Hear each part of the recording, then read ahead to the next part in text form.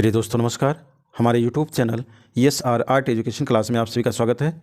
दोस्तों हम लोग TGT, PGT, LT, GIC, NVS, KVS, SSB आदि एग्जाम से संबंधित महत्वपूर्ण टॉपिक को अध्ययन कर रहे हैं। आज का हमारा प्रमुख टॉपिक है पाल शैली, जिसे पूर्वी शैली के नाम से भी जाना जाता है, जो एग्जाम के दृष्टिकोण से बहुत ही महत्वपूर्ण है। मित्रों, ये एग्जाम के दृष्टिकोण से बहुत ही महत्वपूर्ण टॉपिक है। यहाँ से प्रश्न हमेशा पूछे गए हैं, सभी आर्ट एग्जाम में पूछे जाते हैं। तो जानेंगे पाल शैली को पूर्वी शैली के नाम से भी जाना जाता है। 1750 ईस्वी से लेकर 1197 ईस्वी तक का समय माना गया है। आज का हमारा पहला प्रश्न है, भारत में लघु चित्रों की शुरुआत किसने की? तो मित्रों, भारत में लघु चित्रों की शुरुआत किसने की? तो पाल शासकों ने किया, पाल राजाओं ने किया। नेक्स्ट आपका प्रश्न है, भारतीय लघु चित्रों की परंपरा किस काल से आरंभ होता है? तो मित्रों, पूर्व मध्यकाल से माना गया है, पूर्व मध्यकाल से माना गया है।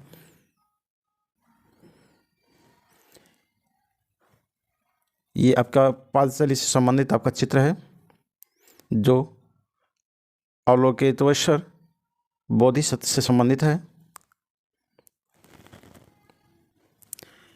नेक्स्ट आज का हमारा प्रश्न है, भारत में लघु चित्रों का आरंभ किस बौद्ध पांडुलिपि में? भारत में लघु चित्रों का आरंभ किस बौद्ध पांडुलिपि से प्राप्त होता है? तो प्रज्ञा पारमिता से प्राप्त होता है।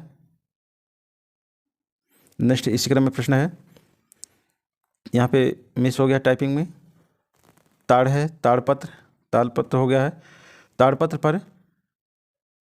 पर चित्रित प्रथम ग्रंथ हैं, ताड़पत्र पर चित्रित प्रथम जो ग्रंथ है प्रज्ञा पारमिता है। नेक्स्ट आपका प्रश्न है, पाल शैली में चित्रित प्रथम ग्रंथ था, पाल शैली में चित्रित प्रथम ग्रंथ था प्रज्ञा पारमिता है। नेक्स्ट आपका प्रश्न है, पाल चित्र शैली का ग्रंथ जो माना गया है, पाल चित्र शैली का जो ग्रंथ है प्रज्ञा पारमिता है। नेक्स्ट आपका प्रश्न है, महायान बौद्ध ग्रंथ जिसे प्रज्ञा पारमिता के नाम से जाना जाता है, जिसका समय 100 ईस्वी पूर्व से लेकर 600 ईस्वी पूर्व की मानी जाती है। इसके जो रचना करने वाले हैं, जो इसको रचना किए हैं, नागार्जुन ने इसकी रचना की है।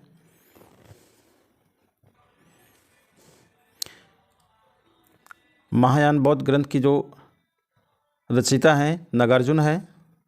नेक्स्ट आपका है, पाल पोथी चित्रों का समय क्या है? पाल पोथी चित्रों का जो समय है 8वीं शताब्दी से लेकर 12वीं शताब्दी के मध्य बीच माना जाता है। नेक्स्ट आपका है, पोथी चित्रों का प्रारंभ किस शैली से हुआ है? अर्थात पोथी चित्रों का जो प्रारंभ है किस शैली से हुआ है? तो पाल शैली से होता है पोथी चित्रों का आरंभ। नेक्स्ट आपका प्रश्न है, किसने पाल शैली को पूर्वी शैली कहा? सर्वप्रथम किसने पाल शैली को पूर्वी शैली कहा? तो मित्रों, लामा तारानाथ ने कहा। लामा तारानाथ ने पाल शैली को पूर्वी शैली कहा, इसलिए कहा कि भारत में, ये पूर्वी भारत में जो है स्थित है, पाल शैली का जो विकास हुआ, फला फूला, जो आपका बंगाल बिहार माना गया है, इसी कारण लामा तारानाथ ने इसे पूर्वी शैली के नाम से पुकारा। इसी क्रम में नेक्स्ट आपका प्रश्न है, पोथी चित्रण का निर्माण किस राजवंश ने करवाया? पोथी चित्रण का निर्माण किस राजवंश के द्वारा कराया गया? तो पोथी चित्रों का जो निर्माण कराया गया वो पाल वंश के द्वारा कराया गया, पाल शासकों के द्वारा कराया गया। नेक्स्ट आपका है, भारत में लघु चित्रों के जनक के रूप में किसे माना जाता है? भारत में लघु चित्रों के जनक के रूप में किसे माना जाता है? तो पाल, चूँकि पाल शासकों के द्वारा, पाल वंश के द्वारा ही गुफाओं के बाद जो सर्वप्रथम जो चित्रण कार्य किया गया वो आपके बंगाल बिहार में पाल शासकों के द्वारा छोटे चित्रों का जो है निर्माण प्रारंभ हुआ। इसी क्रम में नेक्स्ट आपका प्रश्न है, लघु चित्रकला भारत के किस हिस्से में विकसित हुआ? तो पूर्वी शैली में हुआ, अर्थात पूर्वी भारत में हुआ। लघु चित्रकला भारत के किस हिस्से में विकसित हुआ या विकास हुआ? तो पूर्वी भारत में हुआ। इसी क्रम में नेक्स्ट हमारा प्रश्न है, पाल शैली के 3 प्रमुख केंद्र थे। तो पाल शैली के प्रमुख 3 केंद्र जो थे आपका बंगाल था, नेपाल था, बिहार था। तो बंगाल, नेपाल और बिहार, अर्थात ये तीनों जो है प्रमुख केंद्र इसके थे। लेकिन सबसे ज़्यादा जो बंगाल में जो है ये फला फूला, बंगाल में सबसे ज़्यादा पाल शैली जो है डेवलप किया, विकास किया, जिसके कारण पूर्वी शैली के नाम से भी जाना जाता है। इसी क्रम में नेक्स्ट हमारा प्रश्न है, ताड़पत्र पर बने चित्र किस शैली के हैं? तो मित्रों, ताड़पत्र पे जो बने हैं, चित्र बने हैं, वो किस शैली के हैं, किस शैली के माने जाते हैं? तो पाल शैली के माने जाते हैं। नेक्स्ट आपका है प्रश्न, पाल शैली के संरक्षक कौन थे? तो मित्रों, पाल शैली के जो संरक्षक थे वो पाल शासक थे या पाल राजा हुआ करते थे। नेक्स्ट आपका है, उस अवस्था पद का नाम बताइए जो पाल राजाओं का भाग नहीं है। तो श्वेतांबर जो है ये पाल राजाओं के संबंध में नहीं है, अर्थात महायान, तंत्रयान और ब्रजयान से था। अर्थात पाल राजाओं का जो संबंध था वो महायान से था, तंत्रयान से था और ब्रजयान से था। श्वेतांबर से इनका कोई संबंध नहीं था। श्वेतांबर ये जैन धर्म से संबंधित है, अर्थात अपभ्रंश से संबंधित है।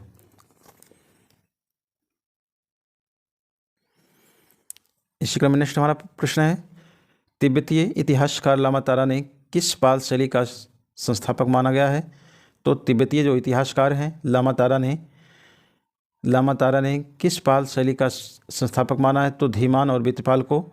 धीमान और वित्रपाल ये जो है पाल शैली के राजा थे। राजा धीमान और वित्रपाल ये जो है तिब्बतीय इतिहासकार माने गए हैं, संस्थापक बताए गए हैं। इसी क्रम में नेक्स्ट है, धीमान और वित्रपाल किस शैली के प्रमुख चित्रकार थे? तो धीमान और वित्रपाल किस शैली के प्रमुख चित्रकार थे? तो पाल शैली के प्रमुख चित्रकार थे।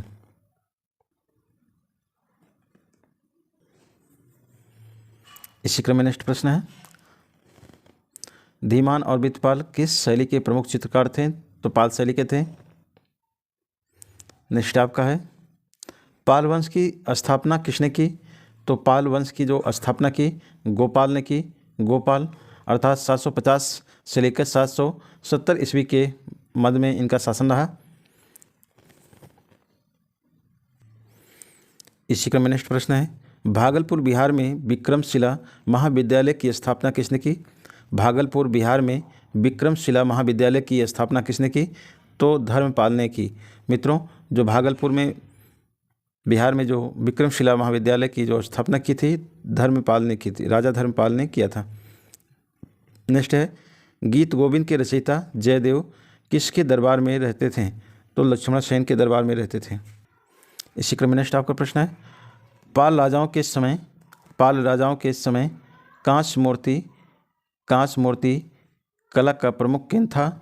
पाल राजाओं के समय में कांस्य मूर्तियों का जो प्रमुख केंद्र था गया में था। कुकी हार गया में था। नेक्स्ट आपका है, आरंभिक ग्रंथ चित्र किस पर बने हैं? तो ताड़पत्रों पे बने हैं। नेक्स्ट आपका प्रश्न है, पाल पोथी चित्र बनाए गए हैं किस पे बनाए गए हैं? पाल पोथी चित्र किस पे बनाए गए हैं? तो तालपत्रों पे बने हैं या ताड़पत्रों पे बने हैं। इसी क्रम में नेक्स्ट प्रश्न है, पाल शैली के दृश्यगत चित्रों पर किस लिपि में आलेख मिलते हैं? तो पाल शैली में जो चित्रित लिपि है उसमें किस प्रकार के आलेख मिलते हैं? देवनागरी लिपि प्राप्त होते हैं। नेक्स्ट है, बौद्ध ग्रंथ विनय पिटका किस भाषा में लिखा गया है?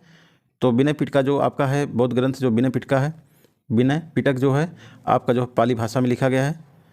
नेक्स्ट आपका है, पाल चित्रों में किस शैली को अपनाया गया है? पाल शैली में किस शैली को अपनाया गया है? तो नाग शैली को अपनाया गया है।